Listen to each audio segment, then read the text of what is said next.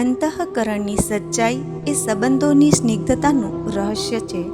અસ્તિત્વને શ્વાસનું મહત્વ છે અને સંબંધોમાં વિશ્વાસનું મહત્વ છે. સંશયનું એક વિષાક્ત બિંદુ સ્નેહ સંબંધોના માધુર્યને નષ્ટ કરી નાખે છે. તારી બધી જ અધુરાશો સાથે હું તને ચાહું છું એ જ સ્નેહ સંબંધોનો જીવન મંત્ર હોઈ શકે. પણ આવો સ્નેહ સાંપડવો દુર્લભ છે અને તેથી જ ભરત કાપડિયા લખે છે કે સમણામાં વસતી કન્યાને આલ્બમનું પાનું બનતા કેટલો સમય લાગતો હશે. સ્નેહને અહોભાવથી માણવો જોઈએ પણ માલિકી ભાવથી તાણવો જોઈએ નહીં.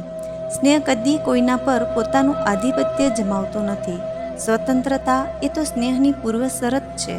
સ્નેહમાં શોષણને અવકાશ નથી, પરંતુ આવો નિર્વ્યાજ અને નિરપેક્ષ સ્નેહ ટકાવવા હૃદય સત્વશીલ હોવું જોઈએ. ક્ષણિક પ્રમાદ સ્નેહને મમતામાં, મમતાને માલિકી ભાવમાં અને સ્નેહીજનોને શોષકની કક્ષામાં મૂકી દે છે.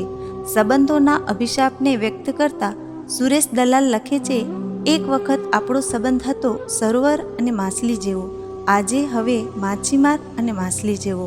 વિજ્ઞાનની પ્રગતિને કારણે આજે સમગ્ર વિશ્વ ખૂબ નજીક આવી ગયું છે.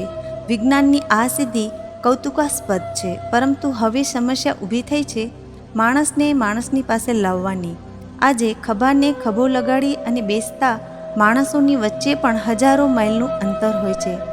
દાદા ધર્માધિકારીના શબ્દોમાં કહીએ તો આજના માનવ સંબંધો ભાવશૂન્ય, મમત્વરહિત તેમજ યંત્રવત બની ગયો છે. પતિ પત્ની જેવા ઘનિષ્ઠ સંબંધોમાં પણ આત્મીયતાનો અભાવ દ્રષ્ટિગોચર થાય છે. જન્મો જન્મની આપણી સગાઈ હવે શોધે છે સમજણની કીડી. આપણા અબોલાથી ઝૂર્યા કરે છે હવે આપણે સજાવેલી મેળી. પ્રેમના પ્રતીક તરીકે સ્વીકારેલી બંગડી જ્યારે બેડીનું રૂપ લે છે કે છેડાછેડી જ્યારે ગળાની આસપાસ ફાંસીની દોરીની જેમ વીંટળાઈ વળે, ત્યારે અંતઃકરણ જે વ્યથા અનુભવે છે તે શબ્દાતીત છે. ગૂંગળામણના આ ભાવોને વ્યક્ત કરવા માટે શબ્દો પણ મળતા નથી.